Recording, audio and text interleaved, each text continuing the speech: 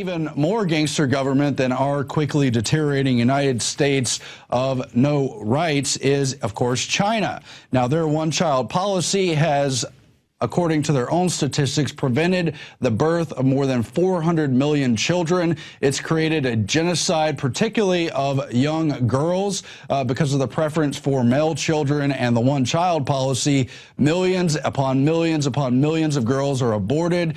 They suffer infanticide, or they're lost into a system of sex trafficking and child slavery, all very wicked stuff. But now the actual one-child policy enforcers, which come from the National Family Planning Office, actually crushed a 13-month-old boy to death after the parents refused to pay the fine for having more than one child. So disgusting, should really upset us all. And again, hundreds of millions of children have been the victims of this awful policy under worldwide global eugenics enforced by the United Nations and at the state and national levels.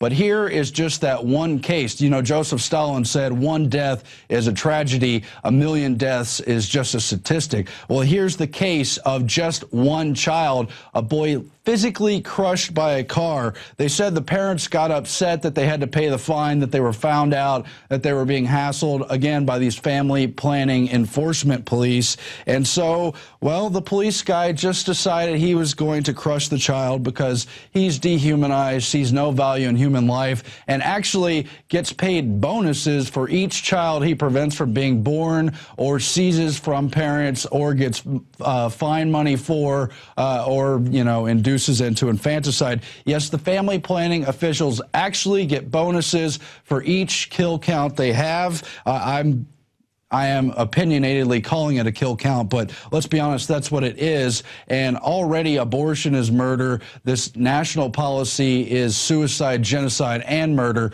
but particularly this crushing of the 13-month-old boy is hardcore murder. And if this doesn't wake us up to the evils of the one-child policy, let's look at all the statements from the eugenicists who think it's so great that they are going to be in control of the earth and everyone else is scum and needs to die and stop reproducing until there's just 1 billion or 2 billion, depending on who you ask.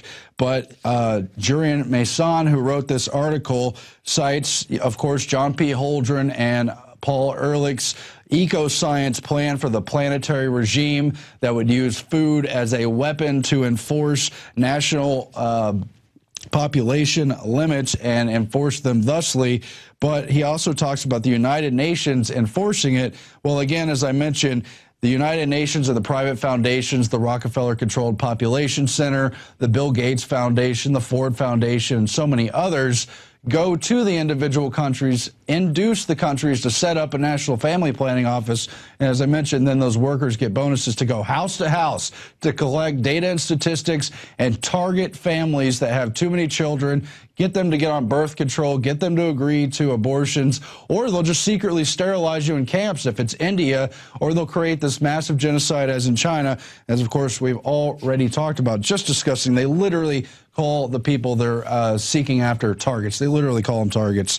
And it just goes on. But they want to extend the one-child policy because, of course, we know China is just the model. They want to take it to Africa, in particular Nigeria, because they have such a high birth rate.